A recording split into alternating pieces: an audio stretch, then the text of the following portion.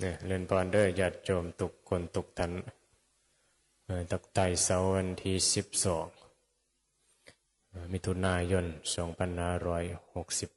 2568การปฏิบัติธรรมเนาะผู้ศรัทธาก็มีผู้บ่มีศรัทธาก็มีคือหลงเข้ามาวัดก็มีไว้บ่รู้เรื่องว่าประพฤติปฏิบัติแนวใดไม่แต่พระแต่ชี้คือกันละไม่แต่เฮ้าคือกันนะบ่ได้รู้เรื่องเกี่ยวกับพุทธศาสนาแต่ก็หลงเข้ามาบ่รู้เรื่องคำสอนพระพุทธเจ้าล่ะกันสิ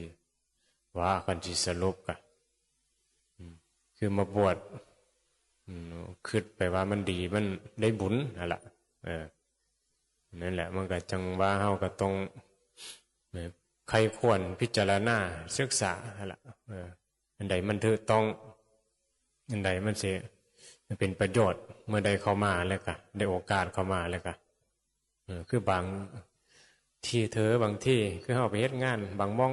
เฮาก็บ่ฮู้งานแม่นบ่แต่ว่าได้มีโอกาสเข้าไปก็ต้องเรียนรู้ศึกษากันให้มันฮู้งานมันก็สิเฮ็ดงานได้เฮ็ดงานเป็นเนี่ยอันนี้คือสิ่งที่ก็ให้เกิดประโยชน์กับเจ้าของคือศึกษาล่ะชีวิตเฮาจังว่าได้มีโอกาสเข้ามาในวัดโอกาสได้พบพุทธศาสนาก็ต้องเรียนรู้ศึกษาให้เข้าใจครูบาอาจารย์คือกันได้บางเพิ่นก็บวชเข้ามาซึกไปก็มีครั้งสมัยพุทธกาลก็บวชตั้ง7ก็มีมาเนาะนายเองบ่เนี่ยบวชซึกบวชเข้ามาโอ้ยสบายมันทุกข์ข้างนอกเพิ่นว่าได้พอแม้ใช้งานหลายเฮ็ดงานก็เมื่อยเฮ็ดไถไหนไถหน้าก็เมื่อยบวชดีกว่าอยู่วัดดีกว่าเป็นเนรนะมันเนรมาบวชนี่ก็สบายบวชสบายว่ะเอาไปแล้วพอใช้นั้นแม้ใช้เฮ็ดอันนี้อยู่บวชนี่ล่ะอยู่ไปอยู่มาก็คือฮอดเฮือนในบัดนี้คือฮอดได้หมู่คือฮอดหมู่ส่วนไปหั่นส่วนไปนี่อยู่วัดมันมีข้อบังคับมีศีลมีธรรมบ่อิสระว่าได้ซึกไปแหละเห็นป่ะนึกซึกบวชซึกออกไปก็เห็นทุกข์เห็นนั้นเห็นนี้ไปบวชดีกว่าคือฮอดวัดนี่บัดนี้มาบวชนี่แหละจังว่าเขามาบวชถ้าเฮาเรียนรู้เข้าใจคำสอนพุทธเจ้าเอหลีมันก็สิเห็นนั่นแหละว่าเพิ่นสอนเนี่ยโดยเฉพาะเรื่องทุกข์เรื่องทุกข์นี่คนบ่จะศึกษาได้เขาเอาทุกข์มาแล้วบ่จะได้ยินเนี่ยเอาหน้าทุกข์บ่จะได้ฟังได้ยินแต่ที่จริงก็ทุกข์กันทั้งหมดคือเฮาบ่ศึกษาทุกข์เฮาก็เลยบ่เยอะเรียนรู้สิออกจากทุกข์นั่นล่ะเห็นป่ะมันเลยบ่ฮู้ทุกข์ว่าเจ้าของทุกข์นะก็เลยบ่ฮู้วิธีว่าสิออกจากทุกข์อันนี้ได้แนวใดเพราะว่าบ่ศึกษาทุกข์เนี่ยพระพุทธเจ้าจังเอาคำสอนนี้มาเป็นข้อแรกเลยนะคือว่าทุกข์เนี่ยนะคือเฮาศึกษาเบิ่งดูมันทุกข์กี่ดีอยู่บ่คนนี่แล้วเกิดมาเนี่ยที่ว่าเขามีเงินมีทองเขาบ่ทุกข์บ่ทุกข์คือกันหมดแม้แต่เทวดาก็ยังทุกข์เนาะพระพุทธเจ้าว่าเป็นทุกข์กันอยู่ทุกข์เพราะมีตัวตนอยู่หั่นนะแต่ผู้บ่มีการศึกษาธรรมบ่ศึกษาทุกข์ก็บ่เห็นดอกก็เห็นว่าเขาเป็นสุขนั่นแหละมีรูปร่างสวยงามเทวดาบ่เจ็บบ่ป่วยได้กินหยังก็ได้กินเสกเอาคือสมัยยังน้อยเขาก็โอ้อยากเป็นเทวดาได้เพราะว่าได้ฟังนิทานว่าเทวดาเนี่ยอยากกินหยังก็เสกเอานะเป็นนางฟ้าเก็บประบุตรแล้วก็มีคนงามคนหล่อจะเป็นแหละเนาะมันจะได้หยังก็ได้เด้เสกเอาอยากกินขนมอยากขี่รถอยากขี่เครื่องบินเพิ่นว่าได้เสกมาเนี่ยความสุขก็ได้เสกเอานะเห็นบ่เนี่ยคนจะได้ในสิ่งที่ต้องการก็คือกราบเทวดาก็อยู่ในชั้นของกราบอยู่ในชั้นของความหลงในรูปเสียงกลิ่นรสเป็นทุกข์อยู่หั่นล่ะพุทธเจ้าว่าเป็นทุกข์แนวใดเห็นบ่คนก็บ่เข้าใจอีกได้เสพในสิ่งที่มีความสุขรูปงาม จะกินอาหารแสบก็เป็นทุกข์ตัวมันเป็นทุกข์นั่นแหละยินบ่ศึกษาธรรมบ่ศึกษาทุกข์นี่แหละก็เลยบอกว่ามันเป็นทุกข์ถ้ามันบ่ทุกข์มันบ่เสพมันบ่หาเนาะแม่นบ่อยู่ซื่อๆเยอะแหละความสุขคือความสงบที่บัวต้องดิ้นรนต้องหาเสพแต่หากินอยู่กินแบบเพื่อให้ร่างกายอยู่ได้แต่ว่าคำว่าเสพหมายถึงความมีตัวตนนะความมีความยึดในรูปในเสียงในกลิ่นในรสอันนี้แหละเป็นทุกข์ทุกข์ในสังขารที่บ่เที่ยงทุกข์สังขารหมายถึงว่าทุกสิ่งทุกอย่างนั่นแหละคือสังขารก้อนหินกับสังขารก้อนหินเป็นทุกข์บ่เขาก็เป็นทุกข์ในตัวแต่บ่มีตัวตนนะมันก็ต้องมีการแตกสลายไปแต่มันอยู่ในภายใต้ของสังขารสังขารที่บ่มีวิญญาณอาศัยโยเป็นว่าก้อนหินต้นเสาเนี่ยนี่ละก็คือสังขารบ่มีวิญญาณคือบ่มีจิตแต่เขาก็มีความทุกข์เบียบคั้นแตกสลายไปเสื่อมไปนี่100 ปีเสานี่มันก็เสื่อมไปหินมันก็เสื่อมไปเหมือนกันโลกนี่ก็เสื่อมไปแต้ไปเห็นปะแต่มันมีอายุที่ดนแน่มันสังขารแต่มันก็เสื่อมไปคู่มือได้นี่แหละถ้าเราศึกษาทุกเนี่ยพอเกิดจากการเปลี่ยนแปลงไปคือสังขารทุกขังเนี่ยต้นได้ยะบอกว่าสังขารที่บ่มีวิญญาณหรือสังขารมีวิญญาณคือร่างกายคนคือสัตว์เนี่ยแหละก็เป็นทุกข์สังขารเนี่ยมันเป็นทุกข์แปรเปลี่ยนไปเนี่ยใดงั้นนั่นแหละก็คือว่าทุกข์คือกันสังขารบ่เที่ยงก้อนหินมันก็เลยทุกข์เปลี่ยนแปลงไปแต่บ่มีใครเป็นทุกข์แต่คนที่มีจิตวิญญาณเนี่ยนะคือนามเนี่ยนะเนี่ยมันก็ทุกข์กับสิ่งที่เปลี่ยนแปลงได้เนี่ยทุกข์เพราะอย่างทุกข์เพราะเขามายึดเนี่ยเพราะสมุทัยตัวนี้ทุกข์ตัวนี้จริงๆมันทุกข์ธรรมดาเนาะทุกข์ที่เปลี่ยนแปลงเป็นสังขารธรรมดาดูแล้วโลกเนี่ยสังขารและโลกที่เต็มไปด้วยสังขารที่บ่เที่ยงที่นี้เฮาบ่ศึกษาทุกข์เฮาเลยบ่เรียนรู้เพราะว่ามันสิดับทุกข์ได้แนวใดออกจากทุกข์ได้แนวใดบ่ฮู้ว่าทุกข์เพราะความยึดนะถ้าว่าเฮาศึกษาทุกข์เฮาก็สิเห็นว่าสังขารทั้งหลายบ่เที่ยงนั่นแหละแล้วก็สิบ่ยึดนี่ความบ่เข้าไปยึดความเข้าไปบ่เสียบบ่แม่นตัวแม่นตนนี่แหละคือความผลจากทุกข์แต่ก็มันก็มีแม้นว่าสิบังคับบ่ให้มันบ่เป็นทุกข์ได้ร่างกายมันก็เป็นทุกข์ของมันไปมันเป็นสังขารที่บ่เที่ยงเนาะก้อนหินมันก็เสื่อมไปสิให้มันคงทนอยู่ตลอดบ่ได้อยากเด็กน้อยเห็นบ่มันก็แปรสภาพเพราะมีความทุกข์ขังเบียบคั้นอาศัยอาหารเข้าไปแล้วก็เปลี่ยนแปลงไปเป็นนุ่มเป็นสาวขึ้นมาตายก็แก่ชราตายไป อันนี้คือสังขารที่เป็นธรรมดาการที่เข้ามาเข้าใจสังขารคือเข้าใจทุกข์เข้ามาระงับการปรุงแต่งว่ามีตัวตนในสังขารเพิ่นเอิ้นว่าเตสังอุปาสโมสุโขนี่บอกคำสวดบังสกุลเวลาตายหมายถึงเข้ามาระงับสังขารทั้งหลายเป็นสุขอย่างยิ่งคำว่าเข้ามาระงับก็คือเข้ามาเข้าใจในสังขารที่บ่เที่ยงว่ามันเป็นได้นี่แหละตายไปก็คนที่ตายเขาก็สังขารมันเสื่อมไปแล้วสลายไปแล้วเป็นธรรมดาเป็นสุขก็คือบ่ได้กังวลเป็นทุกข์บ่ยึดเข้าใจในสังขารก็บ่ยึดมันก็บ่ทุกข์นั่นล่ะเห็นบ่ว่าเรียนรู้ทุกข์ทุกข์เกิดขึ้นจากความมีอุปทานขันธ์บ่รู้ว่ามันมีการเปลี่ยนแปลงไปตามเหตุตามปัจจัยเพราะมันเป็นสังขารที่บ่เที่ยงชีวิตมันก็ต้องแก่เจ็บตายไปมันมีเป็นธรรมดาพระอรหันต์ก็แก่เจ็บตายไปเป็นธรรมดาแต่ใจเพิ่นบ่เป็นทุกข์เพราะเพิ่นบ่มีตัวกูมายึดนี่แหละเพิ่นหนทางออกจากทุกข์ฝึกจิตที่จะบ่ยึดแต่ปุถุชนคนกิเลสหนาเห็นบ่เห็นหยังเผชิญหยังรูปเสียงกลิ่นรสหยังมีแต่ตัวตนมีแต่ความหลงความยึดมีแต่สุขแต่ทุกข์พอใจบ่พอใจฮักสั่งเขาเอาให้เจ้าของขี้ร้ายก็สั่งเขาให้เจ้าของว่างามก็ดีใจเห็นบ่ลงไปในคำส้มคำด่าลงไปในรูปในเสียงมูฮูจักว่านั่นแหละทุกข์นั่นแหละยึดนั่นแหละโง่เห็นบ่เพราะบ่ศึกษาธรรมะ ศึกษาธรรมะก็คือศึกษาทุกข์ทุกข์คือความจริงเนาะนั่นแหละศึกษาทุกข์นี่แหละศึกษาความจริงมีแต่คนทุกข์ทั้งนั้นแหละนี่ต้องกินข้าวตื่นมาแล้วเห็นบ่มันก็ทุกข์ตัวบอกกินก็บ่ได้ท้องก็ห้องจอกจอกเห็นบ่ฟังธรรมะดนได้ไปก็คือนั่นจบแท้หิวแล้วเนี่ยมันทุกข์มันเริ่มเบียบขันหิวแล้วกูหิวแล้วที่แรกมันก็ทนได้อยู่ฟังจังน้อยมันดนไปแล้วมันหิวเหมือนกันเริ่มอัตตาตัวตนนะความบ่พอใจก็หลายขึ้นนั่นคือบางคนว่าความอดทนมันมีขีดจำกัดได้มันอยู่ว่าดุอะไรได้นะ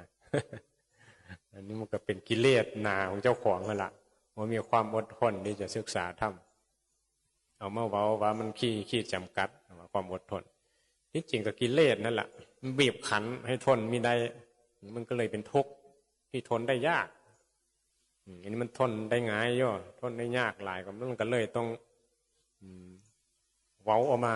เด้น้องคึดนะมันบีบขันในปัญญามันบ่มันมีแต่ความโง่ครอบงำอำนาจกิเลสครอบงำมันก็เลยบีบขันให้คึดแล้วก็เว้าออกมาด่านะด่าพระก็ได้เพื่อเทียนโดนแท้ด่าในใจก้อนเราด่าในใจด่าบ่ไหวก็โดยใช้ด่าแห้งออกมาได้บัดนี้ใช้เป็นวาจาออกมาทนบ่ไหวก็สิทำร้ายพระนี่แหละมันเป็นนอนกิเลสที่ทนบ่ได้กิเลสตัณหาในใจทนต่อแรงยั่วยุบ่ได้ทนต่อสูบสิ่งกินรสบ่ได้อีหยังยั่วยุบ่มีแต่กิเลสเจ้าของทนบ่ได้ต่อสิ่งยั่วยุเห็นบ่ศึกษารูปเสียงกลิ่นรสบางทีเฮาว่าเขามายั่วยุแม่นว่านี่จริงกิเลสในใจเจ้าของทนบ่ได้กับรูปที่งามโอ้ผู้สาวคืองามแท้ทนบ่ได้ต้องไปคุยต้องไปจีบนางอรดีนางราคาตัณหาเห็นบ่มาเต้นอยู่ว่าพระพุทธเจ้ามาอยู่ว่าเพิ่นว่ามาอยู่ว่าไม่อยู่ว่าหยังพระพุทธเจ้าบ่ได้มีกิเลสตัณหาเต้นไปอยู่ว่าไปแล้วแม่เห็นบ่นี่เป็นเฮาว่ายังมาอยู่ว่าพระได้พระสิสึกไปย้อนสู่หั่นล่ะอุตส่าห์บ่ต้องเข้าวัดพระสิสึกนี่เห็นบ่ไปโทษมันรูปเสียงกินรสผู้ใดไม่ได้โทษได้พระมันโง่พระมันมีกิเลสตัณหามีโทษพระ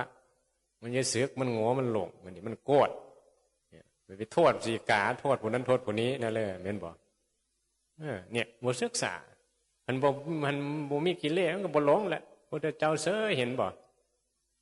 มันเต้นยัวแต่ละแก้ผ้าให้เบิ่งได้ใดเบิ่งก็โดยบ่ได้เห็นไปเลยแล้วมีแต่สิ่งที่เกิดขึ้นดับอยู่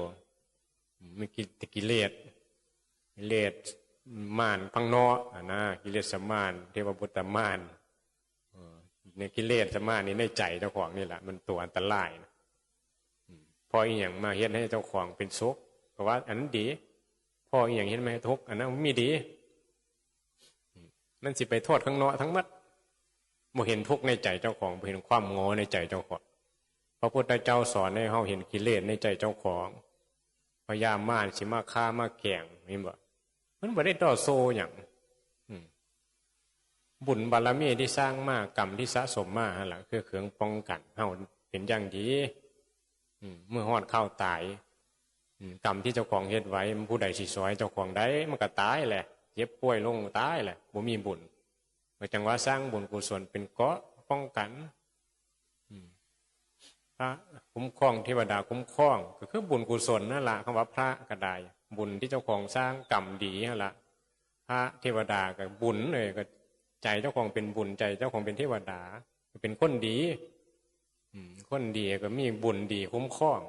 เมื่อถึงกรรมที่เกิดขึ้นในทางไม่ดีมันก็ทำร้ายบ่ได้เพราะว่ากรรมดีมันค่อยป้องกันอยู่อันนี้เฮ็ดแต่กรรมโสสะสมแต่กรรมโสมาบ่มีฮอดกรรมดีมาป้องกันเห็นบ่บ่มียาแก้พิษก็ว่ากินแต่ยาพิษเข้าไปยาถอนพิษพอบ่มีมันก็ยังเป็นโรคร้ายเข้าไปเติมเข้าไปก็ตายแงกๆอันนี้ยากินแต่ยาพิษยากิเลสตัณหาแล้วมันมีตัวตนบัดนี้มากินยาถอนพิษก็คือยาถอนตัวกูพิษก็คือตัวกูหั่นล่ะ ยาถอนพิษก็คือธรรมะถอนอุปทานขันธ์ถอนตัวกูของความยึดมั่นถือมั่นตัวกูอันนี้มาอยู่วัดอยู่ว่ากระบอกหูว่ายาพิษคือตัวกูก็มีแต่เพิ่มอัตตาตัวกูเข้าไปกูสิกินอันนี้กูสิอยู่คุดนี่กูจะได้อันนี้เพิ่มตัวกูอันนี้แห่งกินยาพิษเข้าไปเพิ่มมาญาติมาแยงกับสร้างเขาเพิ่มยาพิษเพิ่มอัตตาล่ะมันก็หลายขึ้นเลยยาพิษเห็นปะเขามีอย่างมายั่วยุเนี่ยยาพิษตัวนี้ก็ทำงานก็ทนมีไว้มีใดก็ฆ่าแหละปะนี่เห็นปะฆ่าพระฆ่าชีใดเนี่ยคนบ่มีธรรมะจังว่าอันตรายย่อแต่ว่าศึกษาธรรมะเข้าใจมันสิมีความเห็นทุกข์เห็นความเมตตากันใจบ่มีธรรมะพี่น้องเหมือนคอดข้านตามกันมากฆ่ากันได้เห็นบ่ใจบ่มีธรรมะมันมีแต่ความยึดมั่นตัวตนเอ้าก็เห็นกันอยู่นี่ว่าแต่เช่าให้เช่าหน้าแย่งทีให้ทีหน้าก็เสียดเทียเขาก็ยังแย่งกันนี่กรุงเทพเนี่ยเห็นอยู่บ่พันล้านร้อยล้านเขาก็ยังแย่งสมบัติกันมันไม่ได้ย่อมได้พี่น้องมันเหลืองโลกที่เต็มไปด้วยกิเลสตัณหาได้เงินได้ทองเพื่อก็จะได้ทั้งนั้นแหละมันบอกซื้อโลกเขาก็เว้าส่งเสริมให้มีกิเลสเพิ่มยาพิษที่สิเฮ็ดให้เกิดตัวตนเกิดความเป็นสัตว์โลก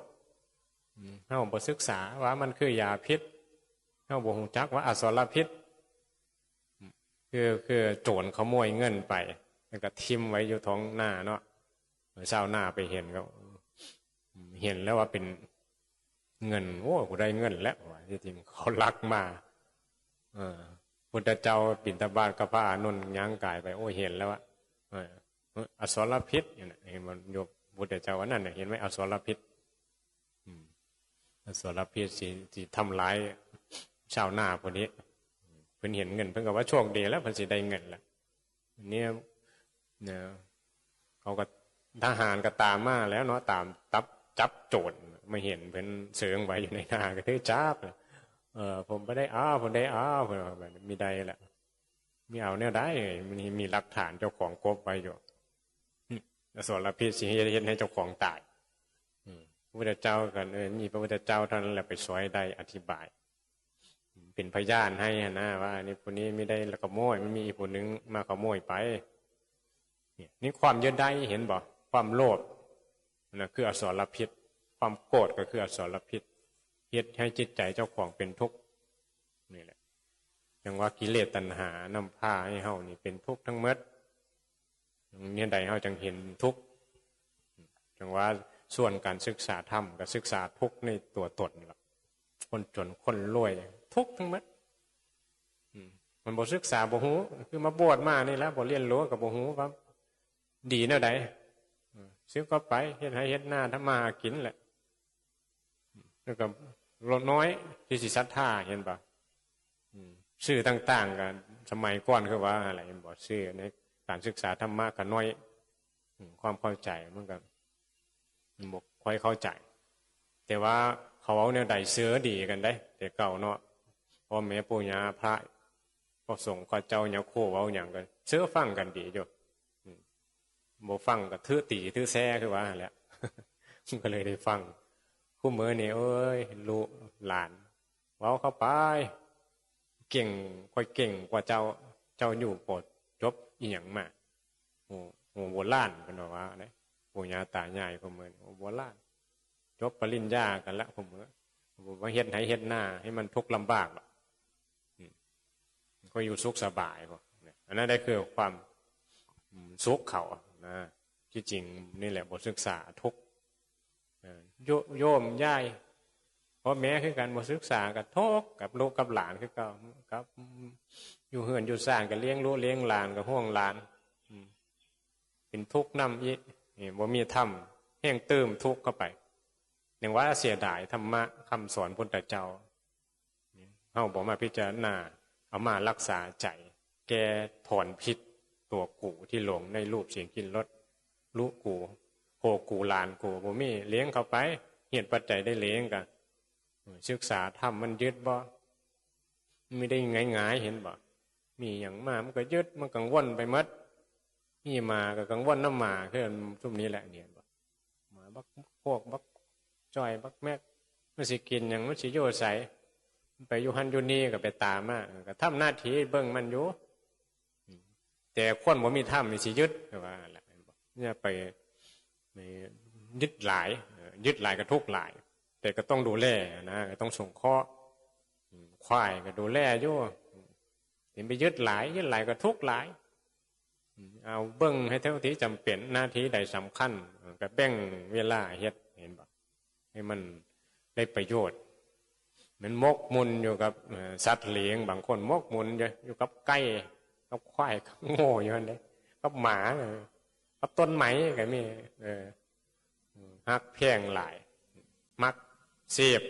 ที่จริงก็เลี้ยงไว้เสียบปูไว้เสียบต้นไม้ดอกไม้นี่เห็นบ่เรื่องการทั้งหมดละจริงวัดบ่ได้ผู้บาอาจารย์บ่ได้ให้ยาปูต้นไม้ดอกแต่ว่าคนก็ยาปูมาเป็นซื่อดอกไม้มันคือสิ่งที่ประดับประดามันบ่สวยงามเห็นแล้วก็งามแต่ผู้ที่ฝึกละกามเนี่ยสิบ่มองอีหยังงามสิงามก็งามในธรรมงามในศีลงามในการประพฤติงามในสติเหมือนปูแล้วต้นไม้บ่งามก็เป็นทุกข์งามก็ชื่นชมก็เฮ็ดให้มันงามหั่นล่ะแต่ว่าอย่าหลงอันนี้คือการเว้าธรรมะในแนวที่ว่าให้เฮาพิจารณานะว่าทุกข์เนี่ยมันคือการเสพในรูปเสียงกลิ่นรสทุกข์มันคือโลกการหลงในสังขารเนี่ยทุกสิ่งทุกอย่างมันบ่เที่ยงอยู่แล้วล่ะถ้าเฮาบ่มีปัญญาพิจารณาเฮาก็สิหลงยึดในเหตุการณ์ต่างๆโดยเฉพาะปัจจุบันเนี่ยปัจจุบันเนี่ยบ่มีปัญญาบ่มีสติพิจารณาธรรมมันก็สิมีกูเพิ่นในคณะหลงในคณะแก้ไขใจเจ้าของให้มองนี้บ่ได้มันก็สิไหลไปเรื่อยๆกับความมีเฮาไปเรื่อยๆความเกิดตัวตนก็คืออุปทานขันธ์มีกิเลสมันก็สร้างไปเรื่อยๆแหละตัวตนฉะนั้นเราต้องรู้จักหนทางที่จะมาถอนความเป็นตัวตนเอาธรรมะชะล้างยาพิษคือกิเลสกินไปอาหารดีไม่ดียั่วไปเด็ธรรมชาติแก้ไขดูแลกันไปจิตใจคนต่างคิดเย็นนั่นใดบ่เบียดเบียนกันก็อยู่น้ำกันไปเอาพระธรรมวินัยเอามาสอนใจเจ้าของเอาบุญกุศลมาสอนใจเจ้าของอย่าทำบาปนี่มันก็สิก่อให้เจ้าของนี่ได้ประโยชน์ได้บุญได้เหตุปัจจัยที่ถูกต้องหั่นล่ะทุกอย่างเกิดแต่เหตุเห็นบ่เหตุที่เฮามาได้มาพบพุทธศาสนาแล้วก็นี่แหละสร้างเหตุให้มันดีขึ้นเนาะนี่แม้นสิสร้างเจ้าของไปในทางที่บาปกรรมมีแต่หลงแต่ยึดมันก็เป็นทางของนรกสร้างวิมานขึ้นมาวิมานสวรรค์วิมานนิพพานก็ไข่ยังได้เหรอเป็นวิมานเปรตมันมีแม้นได้วิมานเปรตอยู่ในวัดมันก็สร้างวิมานได้เหมือนกันสร้างความหลงเจ้าของพุ่มมาละพุ่มจิตพุ่มใจฮะละก็คือการสร้างวิมานสร้างบ่ให้มีตัวตนคุณงามความดีประเทศไปนั่นแหละมีอย่างส่งข้อกันได้ในวัดดูแลกันมีอย่างมันเสียมันชำรุดซ่อมแซมดูแลถอนหญ้าถอนยุ่งไปละดูแลวัดมันสะอาดเราต้องบ่หลายดอกคนฉลาดแล้วก็อีหยังดีก็เฮ็ดคือว่าหั่นล่ะแล้วก็ฟังเทศน์ฟังธรรมไปบ่มีวิทยุน้อยฟังธรรมะสนุกสบายได้ทุกมื้อนี่เฮ็ดงานก็มีเสียงเทศน์เสียงธรรมค่อยเตือนสติให้ละกิเลสละตัวกูให้ลืมโผลืมเม่ให้ลืมทั้งหมดทิมทั้งหมดบ่มีโผบ่มีเม่ดอกทิมมันไปเจ้าของก็ยังได้ทิมอยู่ตัวเจ้าของก็ได้สิไปเอาไผทิมให้หมดทิมโผทิมเม่ให้หมดโอ้เว้าในนี้พระนี่มันสอนให้โผทิมเม่ทิมโผบ่สิให้มาบวชบ่ทิมก็หมายถึงว่าใจบ่ยึดนะแต่ว่าส่งข้อซอยเหลือกันโย นี่ภาษาธรรมได้เป็นภาษาโลกภาษาโลกก็ว่าทิมผัดว่าคือบ่สนใจแต่ว่าภาษาธรรมนี่ทิมก็หมายถึงว่าละว่างเฮ็ดดีกับกันโยชน์แต่บ่ได้ยึดบ่สนใจใส่ใจทุกอย่างแต่ไม่เอาทุกอย่างมาใส่ใจใส่ใจก็คือดูแลรักษาสงเคราะห์ดีๆเมตตากันแต่ไม่เอาทุกอย่างมาใส่ใจก็คืออุเบกขาเดี๋ยววางเฉยนี่ธรรมะพระเจ้าพรหมวิหารสี่จะเลื่อนเมตตาพรหมวิหารสี่ก็เป็นพระอรหันต์ใดเห็นปะร้อยสงเคราะห์แล้วก็ว่างเฉยเฮ็ดดีกับเขาเฮ็ดกับเขามาดีๆกับเขาเฮ็ดอย่างดีให้โพกินโพว่าบ่แซ่บรำคาญเฮ็ดกับเขาแน่ใดว่างเฉยเฮาอุเบกขาเฮาเจตนาดีแล้วเฮ็ดกับเขาแซ่บแล้วต้องว่างเฉยให้มันเปลี่ยนต้องฉลาดนี่เราทุกข์นะเนาะบ่รู้จักวางใจเห็นบ่นี่แหละจังว่าคนส่วนมากแล้วมันขาดตรงที่ว่าอุเบกขาธรรมนี่แหละบ่รู้จักวางใจวางเฉยเพราะบ่มีธรรมสงสารเมตตาซอยเข้าไปบัดนี้เขาซอยขึ้นแม้แต่มาทำบุญก็จะเฮ้อบุญนี่ซอยให้เจ้าของรวยถือหวยนี่แหละชีวิตมันก็เลยมกมุ่นอยู่กับอัตตากิเลสตัณหายาพิษบ่ฮู้จักกินเข้าไปคู่มือเสียบรูปเสียงกินรสนั่นน่ะเสียบยาพิษเข้าไปมันก็ติดแหละแม่นบ่ติดกามนั่นล่ะเสียบติดอย่าเสียบติดในความเป็นสัตว์โลกนี่แหละคือความโง่ของสัตว์โลกเวียนว่ายตายเกิดต่อไปธรรมะมันต้องเว้าให้พิจารณาเว้าตรงๆนี่แหละแล้วแต่เพื่อรับได้รับบ่ได้คือว่าล่ะบ่มีปัญญาก็ฟังบ่เข้าใจถ้าตั้งใจฟังพิจารณามันก็สิแจ้งขึ้นในใจเจ้าของอยู่ดอกว่าธรรมะฟังซ้ำนี้ล่ะสาธุ